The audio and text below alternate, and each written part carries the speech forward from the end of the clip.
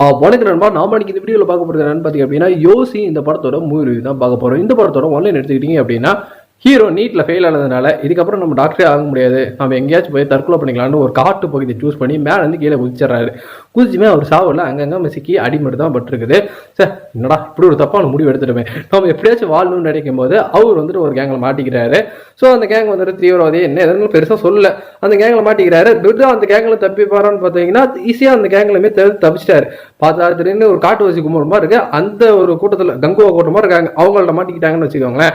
இப்போ இவங்க போட்டு தள்ளும் போது அங்கிருந்து திரும்ப எப்படி எஸ்கேப் ஆகி இவர் திரும்ப அந்த ஊருக்கு வர போறாரு அப்படிங்கிறது இந்த படத்தோட மீதி கதையா இருந்தது. இந்த படத்துக்கு டைட்டில் யோசி, அதாவது ஹீரோ கொஞ்சம் யோசிச்சிருக்கலாமோ, நான் இந்த படம் பார்க்கறது கொஞ்சம் யோசிச்சிருக்கலாமோ, இந்த படத்தை எடுக்கிறதுக்கு எல்லாரும் யோசிச்சிருக்கலாமோ அப்படிங்கிறதுக்கு டைட்டிலுக்கு ஏற்ற ஒரு திரைப்படமாக தான் இருந்தது. எனக்கு இந்த படத்துல என்ன சொல்றது, எதுவுமே சுத்தமா ஒர்க் அவுட் ஆகல. இதுல அந்த காட்டுவாசியா வந்துட்டு ஒரு பொண்ணு பண்ணியிருப்பாங்க, அந்த பொண்ணோட கதாபாத்திரம் நல்லாவே இருந்ததுன்னு சொல்லலாம், நல்லா பண்ணியிருந்தாங்க.